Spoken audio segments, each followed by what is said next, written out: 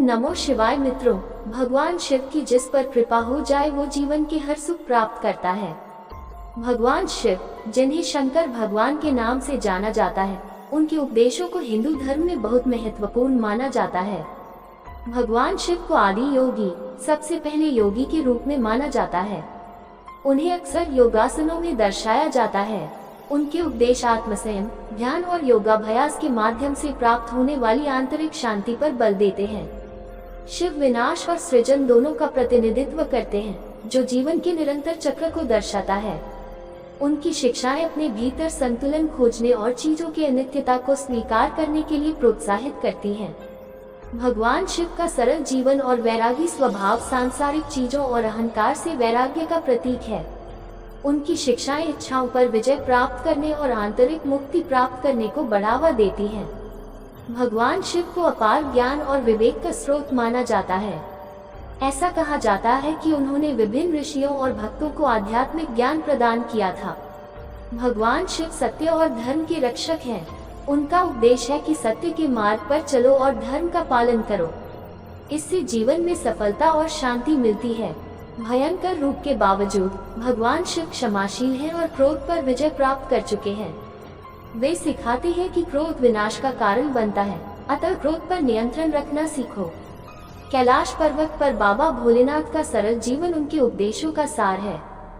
सांसारिक चीजों के मोह से मुक्त रहो और उच्च विचारों को अपनाओ। मित्रों, शिव हर प्राणी में विराजमान है। उनकी कृपा पाने के लिए सभी प्राणियों के प्रति दया रखो और उनकी सेवा करो। शिव हर प्राणी की रक्षा करने वाले हैं। माता पार्वती जी को दिया गया ये ग्रंथ 112 ध्यान पद्धतियों का संग्रह है। यह आत्मिक जागरण और मोक्ष प्राप्ति के मार्ग को दर्शाता है। माथे पर स्थित तीसरा नेत्र आंतरिक ज्ञान और अंतर्दृष्टि का प्रतीक है। भगवान शिव सिखाते हैं कि ज्ञान प्राप्ति के लिए अपने भीतर के ज्ञान को जगाना जरूरी है। नृत्य करते हुए शिव का ये रूप सृष्टि के चक्र, संतुलन और ताल का प्रतीक है। ये सिखाता है कि जीवन में हर चीज का एक उद्देश्य और लय होता है।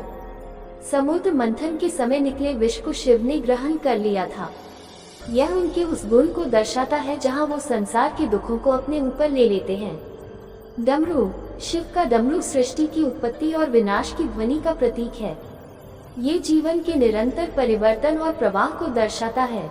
मित्रों, ये गुण उपदेश जीवन के गहरे अर्थ को समझने में सहायता करते हैं।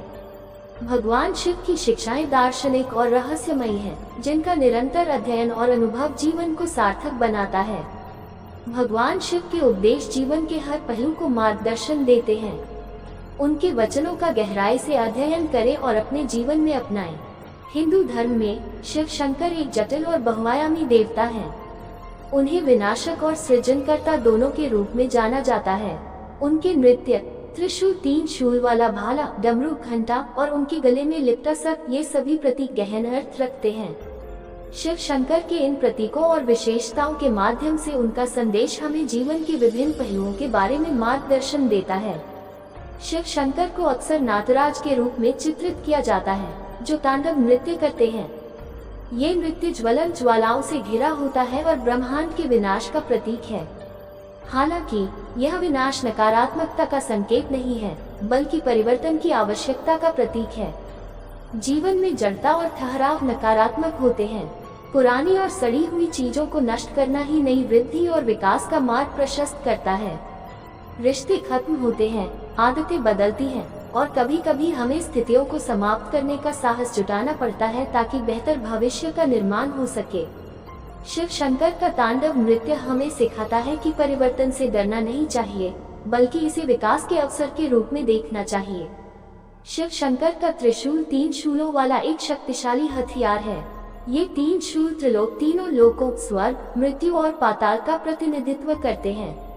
ये प्रतीक हमें संतुलन का महत्व समझाता है।